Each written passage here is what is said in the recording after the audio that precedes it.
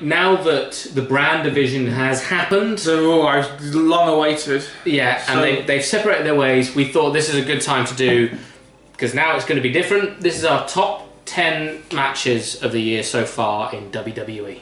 Yeah, 2016.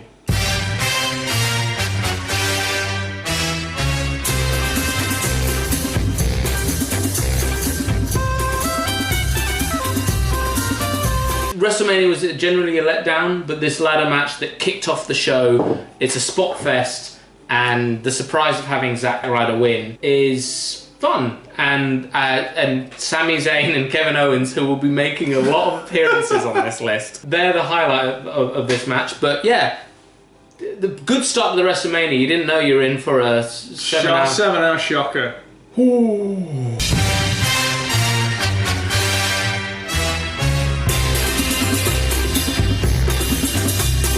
Except for the Roman Reigns defending the belt thing, except for that, the rest worked brilliantly. They did fuck up AJ Styles' entrance, though. Well, looking at Roman Reigns, yeah, going, It's the first Rumble for years where I've actually got excited. Because if you recall, I jumped up and shouted, "Yes, come on, Dean." 8! Oh, very good, very good.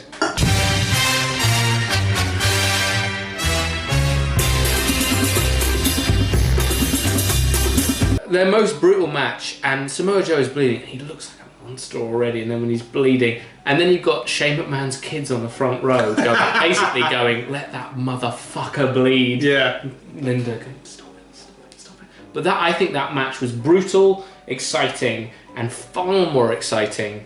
Did I say exciting twice? Yeah, it's fine. It is exciting than the main event at WrestleMania 32. Really good. It's a shame about the doctors patching up, but if you just ignore that, even with it, it's great.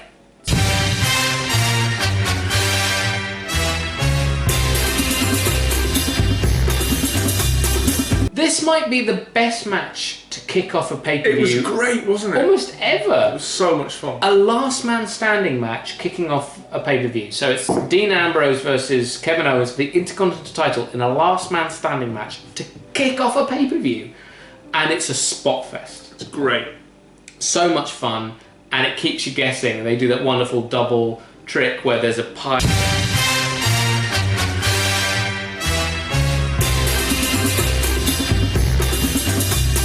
We disagree on this, so it's in the list, but Chris argues against it, and I think he raises a very fair point. But as a match on its own, I like it.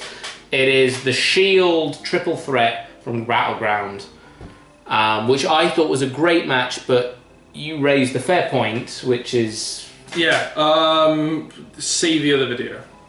See our Battleground review for my rant.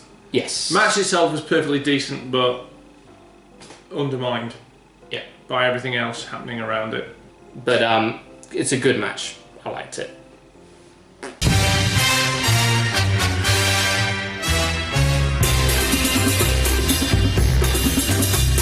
The best match at WrestleMania 32. By a wide margin.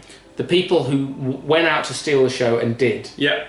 Banks, Charlotte, Lynch. Banks, Charlotte, Lynch. Yeah. You can't pick and choose surname and first names. Well, Charlotte just is known as Charlotte. And the other two I can. Charlotte I can't. Just say their full ring names then. Sasha Banks, Charlotte, Becky Lynch. Great match.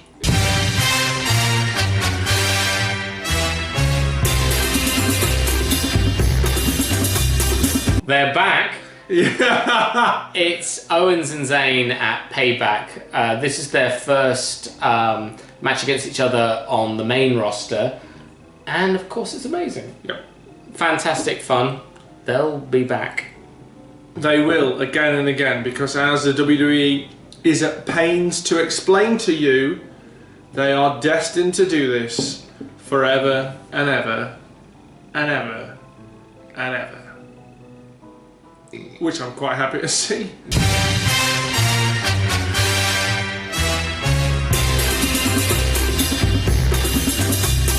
They're back again.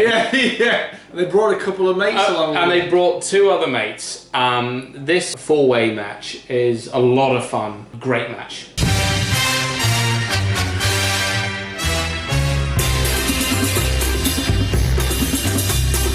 They're back again. It's those old reliables. It's Owens. Well, they're just so damn good. They're so damn good. Yeah, they are the Randy Savage and Macho Man they are the Macho Man and Ricky Dragon. No, they are the Macho Man, Randy Savage, and Ricky the Dragon Steamboat of our time. Yeah.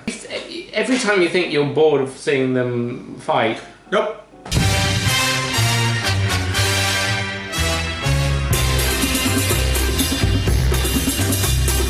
We're back at the WrestleMania of this year, which is the WrestleMania of the year, the WrestleMania of that weekend. Of that, the WrestleMania of that weekend, the Dallas Takeover. Yeah. Match of the year, still so far. It's Zayn versus Nakamura. Really, really exciting. So exciting. Zayn's leaving, Nakamura arriving, crossing paths. They got to make a point. Oh, and they made that point. Yeah, it was so much fun.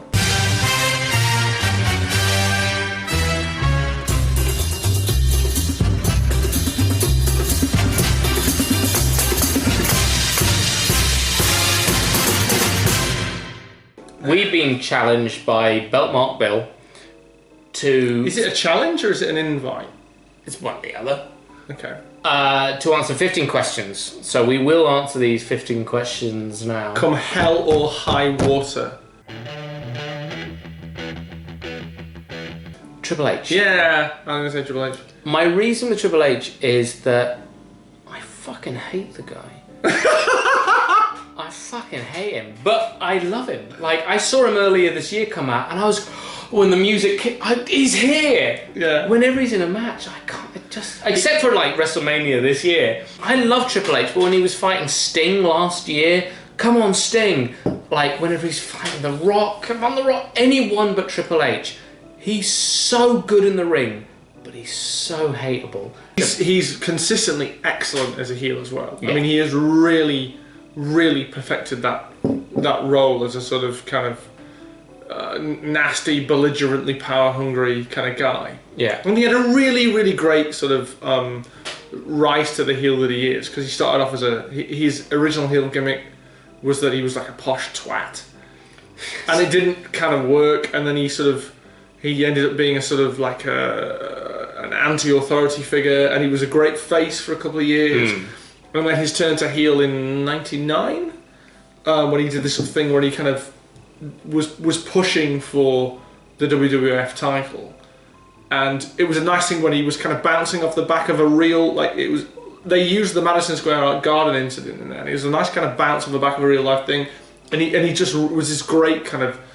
It's a thing now. Like Seth Rollins is doing a thing now. Is, you know, he's jettisoning the rest of the Shield because he's like, I am going to be the best. Triple H did that thing really well in the late 90s. Yeah. And he's just been in so many of my favourite matches.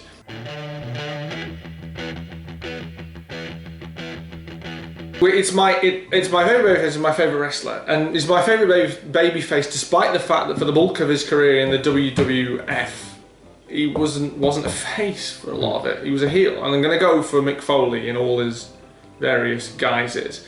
This is my favourite wrestler for numerous reasons, just because I always felt kind of on edge when I watched his matches when I was, like 14, 15 years old, because you were always pretty confident that something pretty left field was going to happen.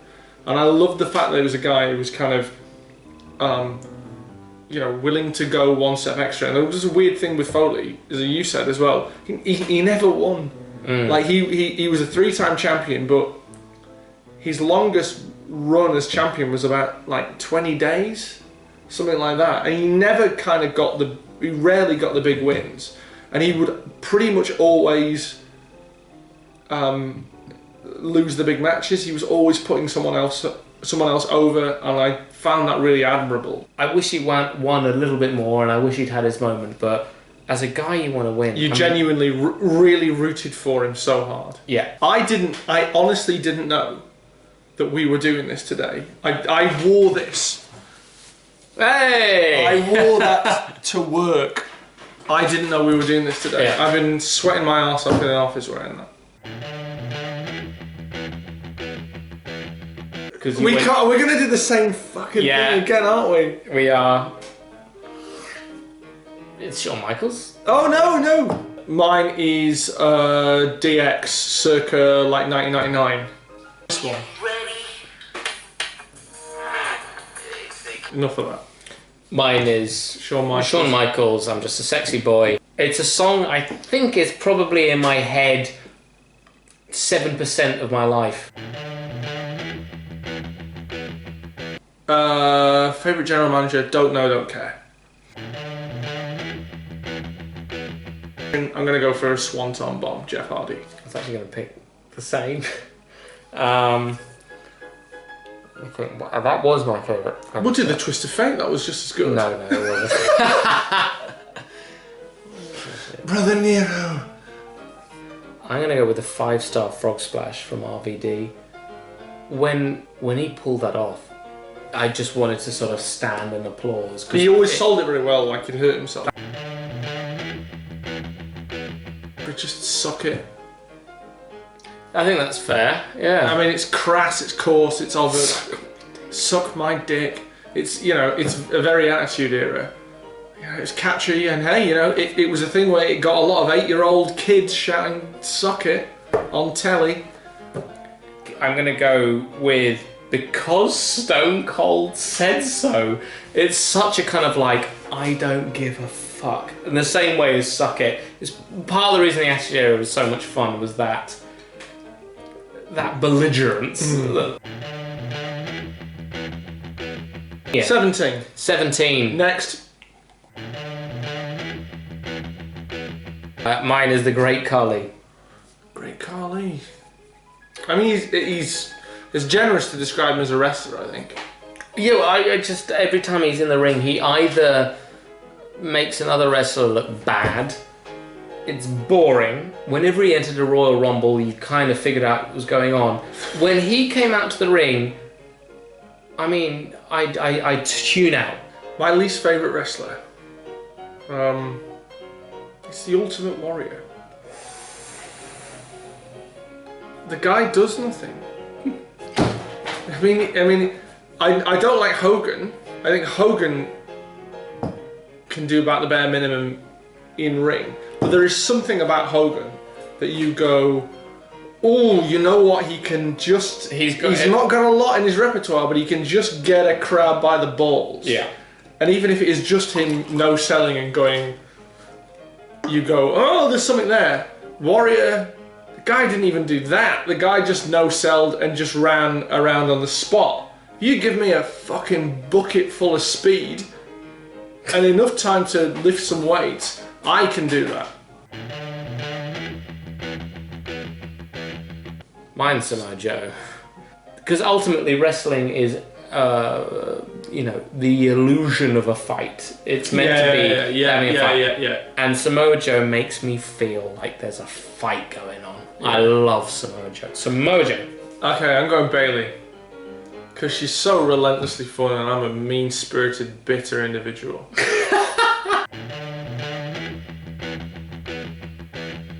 I think SmackDown 2 was the better game, but I think I'm going to go for 1 just because it represented such an amazing leap forward. SmackDown was such a revolutionary game, and then I think SmackDown 2 perfected it. The Hardys.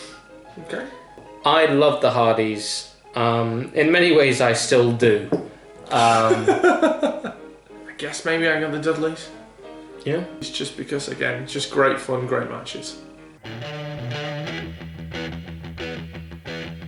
I have a real soft spot for Survivor Series 98. I really like it. The tournament one? Yeah, it's a tournament, and you think on paper it's going to be hell because there's about something like 16 matches on the card.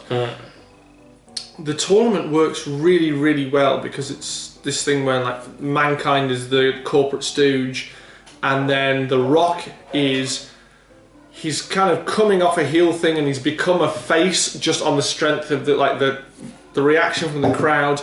And he's just really, I mean, he's in the ascendancy as a face. And at the end of the night, they play the Rock was actually the corporate stooge all along, and they screw Mankind. They do a callback to the Montreal Screwjob, which is maybe a bit tasteless. But I've such a soft spot for that pay-per-view. I really, really like it. I don't know if it's not suggesting it's the best pay-per-view ever.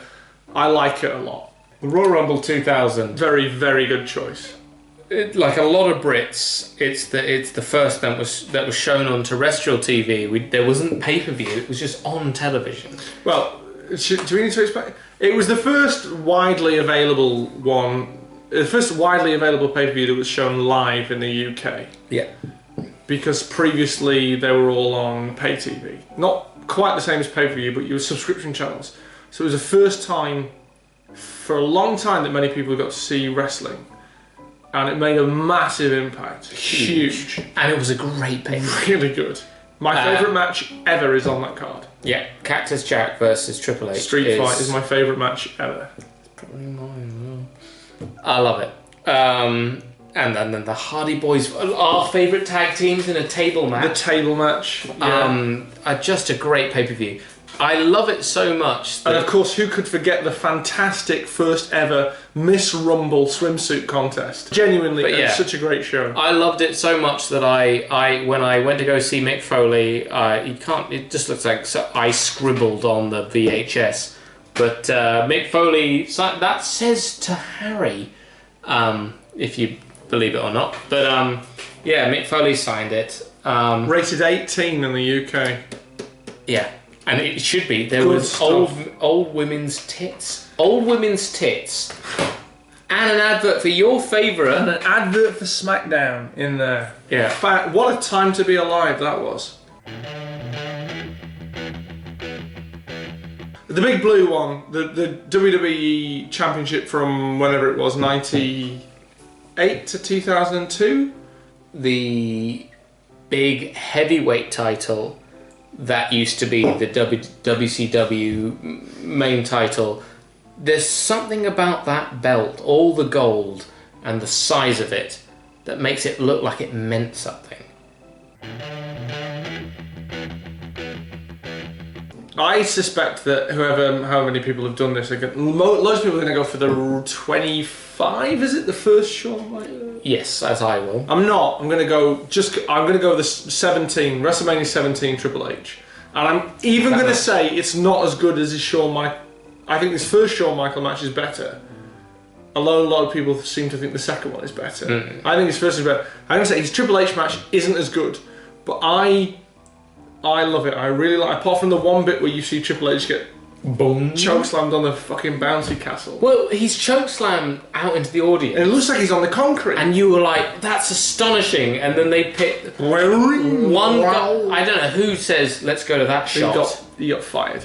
Anyway, I'm going for that Triple H WrestleMania 17 because it's just, I at the time really enjoying the feud, and it's a match that it stands out as a great match on a great card with a lot of great matches. Okay, Bayley, current for all the reasons I said previously. Ever Trish Stratus because when she first appeared in 2000 and she was the manager for TNA, she was useless in the ring. I mean, she was just beyond awful. She couldn't do a single thing apart from get powerbombed through a table by Bubba Ray Dudley. Which is what most women, that was sort of their role. Unfortunately, they did a lot of that in 2000. By the time, over the course of the next sort of 8, 9, whatever years, she genuinely grew into like a decent wrestler. And she's by no means the best ever. But I love the fact you see a progression and you just watch her matches. Someone who started off awful, ended up actually pretty good, and there's a really satisfying progression over her career. And I think wrestling fans on the whole acknowledge that and liked it as well. I think that's part of her lasting appeal, is that people really appreciated that she kind of came in and maybe she was brought in to just sort of stand around, but she worked really, really hard and became an actual wrestler. At the moment, it is Sasha Banks And I think Sasha Banks might be my favourite. The best ever. Sasha Banks, when she was fighting Bayley towards the end of her NXT career, when she was a heel, was my favourite female heel ever. I can't believe how good she was. She was so great to watch. Sasha Banks has just climbed to the top of my list of favourite female wrestlers so quickly. As her work as both a face and a heel, I think she's fantastic. We answered those questions because we were challenged? Invited to answer them by... Because we're challenged. Yeah. That's why we do these. Yeah.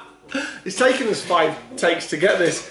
Yeah, Belt Mark Bill asked us. There you go. Sorry our answers weren't a bit more coherent. But yeah, cheers. Cheers. Yeah. We've got to do it at the same time. Sorry. Sorry. Basically, this is the fucking 8th or 9th take. This thing, what you have just watched, was because of... You ruined it. Right. All right. We sat and we rambled through those answers because we were asked to do so by Belt Mark Bill. So thank you. Yeah. Cheers, mate. Cheers.